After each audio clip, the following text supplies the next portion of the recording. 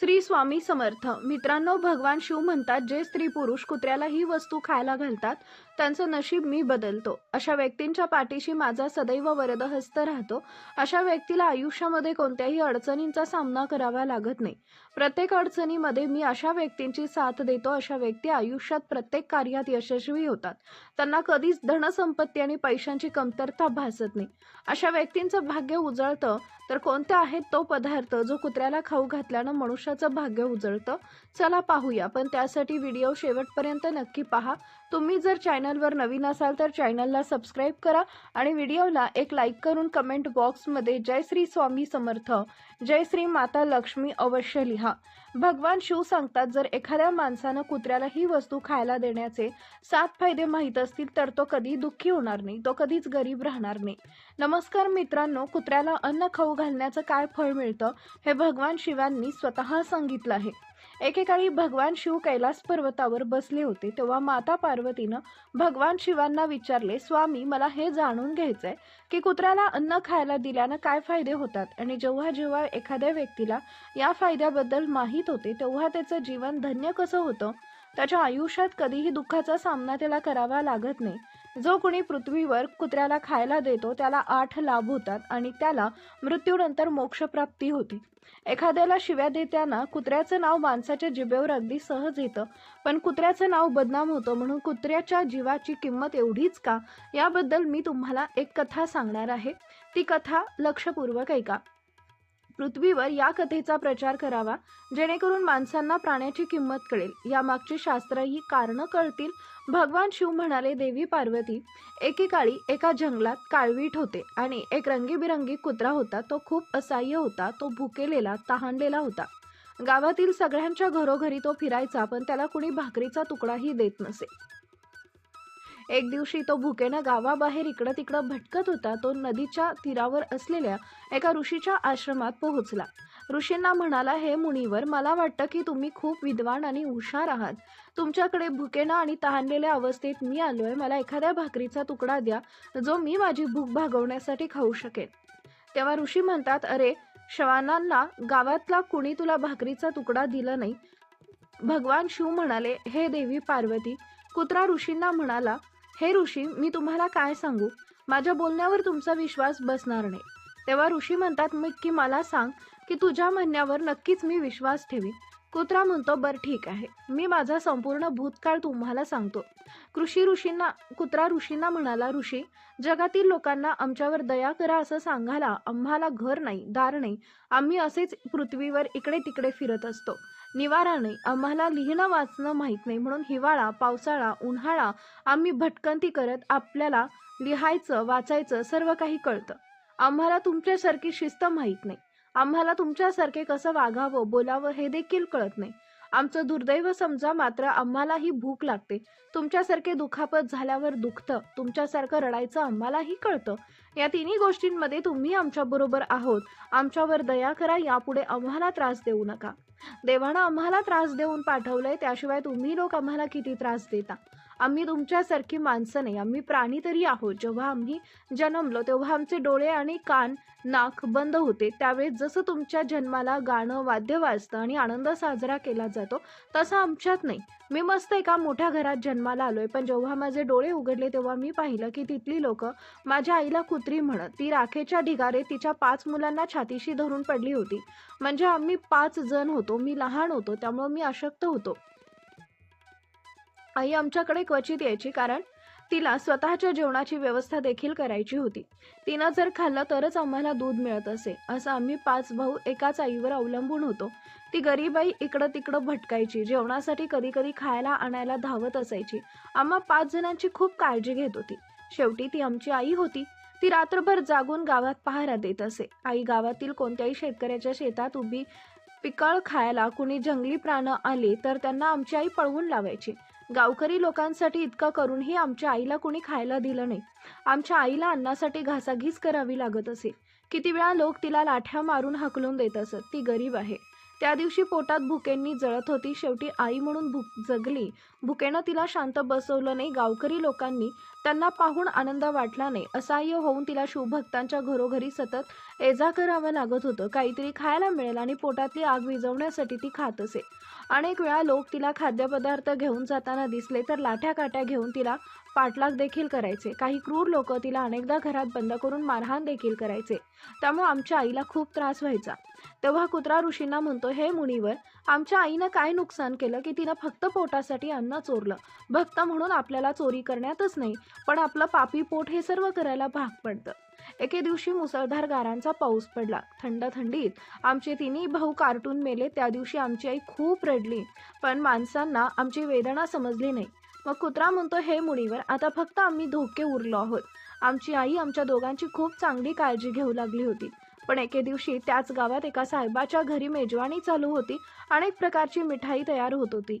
त्या साहेबांच्या घरी अनेक पाहुणे आले होते. आई पुन्हा पुन्हा अन्नाच्या शोधात होती. मग लोक तिला शिव्या देऊन पळवून लावायचे. परंतु त्यातील एखाद्या माणसानं तिला एखादी पोळी खायला दिली असती तर काय बिघडलं असतं? त्या साहेबांच्या अंगणात जेवायला सुरुवात झाली. जेवण देणारी व्यक्ती काही कामासाठी आत गेल्यावर माझी आई तिथं खाण्यासाठी काही मिळेल का असं विचारू लागली. परंतु हे सर्व काही पाहिल्यावर लोक ओरडू लागले आणि तिच्याकडे धावले. त्यांचं असं बोलणं ऐकून माझी आई एकदम घाबरली आणि 2 ते 3 माणसांनी काठी घेऊन धिक्कारपणे तिच्या मागे लागले.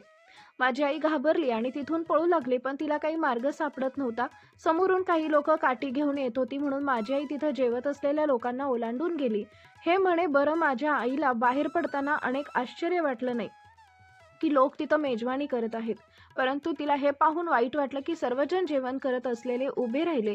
त्यांनी खाणं बंद केलं आणि कुत्र्यांनी ते अन्न ओलांडल्यामुळे ते अन्न खराब झाले असं म्हणू लागले. सर्वजण आपापसात चर्चा करत होते, आता काय करायचं? हे जेवण तर खराब झालं. ज्याच्या घरी मेजवानी होती ते साहेब लोक सुद्धा ढसाढसा रडायला लागले. काही लोक म्हणत होते की कुत्रीच्या उड्या मारलेलं जेवण कसं खराब होऊ शकतं? आपलं तोंड अन्न किंवा पानावर ठेवलंय, ते त्यानं फक्त ओलांडलंय म्हणून खराब कसं झालं? शहरामध्ये लोक कुत्रे पाळतात, त्यांना घरात झोपवतात आणि खायला देखील देतात, त्यामुळे त्यात काही वाईट नाही. त्यामुळे कुत्र्यांनी ओलांडलं तरी ते अन्न खराब झालं नाही. पण काही मोठ्या घरचे लोक होते, ते एकालाही आत येऊ दिलं नाही. अन्न भ्रष्ट झाले म्हणून आपल्याला खाण्यासारखं राहिलेलं नाही असं जाहीर केलं. गरिबांमध्ये ते अन्न वाटण्यात आलं, बाकीचं अन्न टाकून देण्यात आलं. त्यामुळं त्या दिवशी माझ्या आईला पोटभर जेवण मिळालं असा आनंद तिनं उभ्या आयुष्यात कधी अनुभवला नव्हता. आनंदाच्या भरात ती खूप खुश होती आणि आनंद संपवला नव्हता. तो आनंद तिच्यासाठी मोठा प्रश्न बनला होता. जेवण करून त्या आरामात पडली असताना रागाच्या भरात साहेबानं मोठी काठी आणून तिला बेदम मारलं आणि तिला बाहेर पळून जाण्याची संधी मिळाली नाही आणि दणक्याच्या मारामुळे ती मोठ्यानं ओरडू लागली. पण त्या क्रूर माणसाला तिची दया आली नाही. तो तिला बेदम मारतच राहिला. आईचा आवाज संपूर्ण गावात ऐकू आला. तेवढ्यात काही लोक आले आणि त्यांनी त्या साहेबाला समजावले. म्हणू लागले, जाऊ द्या, भुकेनं माणसाची बुद्धी भ्रष्ट होते. हा तर प्राणी आहे, त्याला चांगल्या वाईट गोष्टींचं ज्ञान नसतं. त्याला मारून काय मिळणार आहे? जे नको व्हायला होतं ते तर झालं. लोकांनी त्यांची समजूत काढली. त्या साहेबांची समजूत घातल्यानंतर आमच्या आईला मारहाण करणं त्यांनी थांबवले आणि आईनं आम्हा दोन्ही भावांना सर्व प्रकार सांगितला. आम्ही विचार केला की आमच्या कुत्र्यांचं जीवन किती दुःखांनी भरलेलं आहे. फक्त एका भाकरीसाठी आमच्यासारख्यांना बेदम चोरासारखं मारलं जातं. या लोकांना आमच्या दुःखाची पर्वा नाही का? भगवान शिव म्हणाले, हे देवी पार्वती. त्यानंतर तो कुत्रा म्हणाला, हे मुनिवर, एके दिवशी एक ब्राह्मण आला आणि त्याच गावाबाहेर राहिला. त्यानं आपल्या जेवणासाठी एक चूल बनवली आणि त्यावर डाळी शिजवण्यासाठी ठेवल्या. त्यानंतर त्यानं पीठ मळून ठेवलं. ते पीठ बाजूला ठेवल्यावर तो जवळच्या विहिरीवर पाणी आणायला गेला. तिकडे फिरत फिरत माझी आई तिथं पोहोचली आणि तिला ते मळलेलं पीठ दिसलं. ते पीठ पाहून तिला वाटू लागलं की हे पिठाचा मालक इथं नाही. असा विचार करून ते पीठ आपण खाऊ लागली. दुसरीकडे विहिरी जवळून एक कुत्री आपले पीठ खात असल्यानं ब्राह्मणानं पाहिलं. त्यामुळे तो खूप दुःखी झाला. तो गरीब माणूस कपाळावर हात धरून रडू लागला, कारण तो सुद्धा 2 ते 3 दिवस उपाशी होता, थकलेला होता. त्याला काही लोक म्हणाले, अरे ब्राह्मण देवा, या कुत्र्यानं तुझं जेवणही खराब केलं. काल तिनं गावातील साहेबांचा संपूर्ण स्वयंपाक खराब करून टाकला. तो ब्राह्मण दुःखाने म्हणाला, भाऊ, मला कसं कळेल की ही कुत्री माझं पीठ खाण्यासाठी थांबली आहे? तिला येताना पाहून ब्राह्मणानं त्या कुत्रीवर काठीनं हल्ला केला. आईला ते पीठ तर खाऊ दिलंच नाही, त्याहीपेक्षा तिच्यावर मारहाण करण्यात आली. माझी आई अनेक महिने लंगडत राहिली. मग तिला समजलं की माणूस किती स्वार्थी असतो. पुढे तो कुत्रा म्हणतो, हे ऋषी, आपल्याला हीच कमतरता आहे ज्याच्यामुळे आपल्याला वेदना होतात. शूद्र लोकांच्या अधीन राहायचं. जो आपल्याला प्रेमानं खाऊ घालतो त्याच्यासाठी आपण किती उपयुक्त आहोत हे त्यांना माहीत नाही. केवळ त्यांच्या घराचं रक्षण करत नाही तर अनेक फायदे देखील मानवांना माहीत नाही. भगवान शिव म्हणाले, देवी पार्वती, कुत्र्याला अन्न खाऊ घातलं तर त्याचे फायदे काय होतात? जेव्हा घरी भाकरी किंवा पोळी बनते तेव्हा पहिली पोळी गायीची असते आणि शेवटची पोळी कुत्र्याची असते. जी स्त्री पुरुष कुत्र्याला अशा प्रकारे भाकरी पोळी खाऊ घालतात त्यांचे नशीब मी स्वतः बदलतो. तो व्यक्ती खरा भाग्यवान असतो. भगवान शिव म्हणाले, हे देवी पार्वती, आपण असा कायदा केला होता, पण देवानं बनवलेला नियम विसरून माणूस पुढच्या आणि मागची पोळी दोन्ही पोळ्या स्वतःच खातो. कुत्र्याच्या जमिनी जीवनावर परिणाम होतो. त्यालाही माहित नाही की कुत्र्याला पोळी किंवा अन्न खायला दिल्यानं माणसाच्या जीवनातील ग्रहांचे वाईट परिणाम दूर होतात. भगवान शिव म्हणाले, देवी पार्वती, कुत्र्याची पोळी भाकरी खाऊ घालण्याचा पहिला फायदा आहे. जेव्हा शनी ग्रह वाईट नजर टाकतो तेव्हा प्रत्येक मनुष्याचा नाश होतो. त्याचं कोणतंच काम होत नाही. सदैव त्याच्या नशिबी नुकसानच नुकसान असतं. प्रत्येक वेळी त्याला आर्थिक समस्येचा सामना करावा लागतो, कारण शनीची महादशा सुरू होते. त्यांनी केलेलं काम आपोआप बिघडू लागतं. ती व्यक्ती आर्थिक संकटाला बळी पडते. अशा परिस्थितीत जर त्या व्यक्तीनं कुत्र्याला पोळी भाकरी खाऊ घातली तर त्याच्यातील शनीचा अशुभ प्रभाव कमी होतो. कुत्र्याला भाकरी पोळी खायला देण्याचा दुसरा फायदा म्हणजे तुमचे नशीब तुमच्या बाजूनं होतं. तुमच्या घरातील नकारात्मक शक्ती नष्ट होते. कुत्र्याला खाऊ घालण्याचा तिसरा फायदा म्हणजे लक्ष्मी माता आनंदी होते. तुमच्या घरात संपत्तीची कधीच कमतरता भासत नाही. कुत्र्याला खायला देण्याचा चौथा फायदा आहे तो म्हणजे तुमच्यावर कोणतंही कर्ज राहत नाही.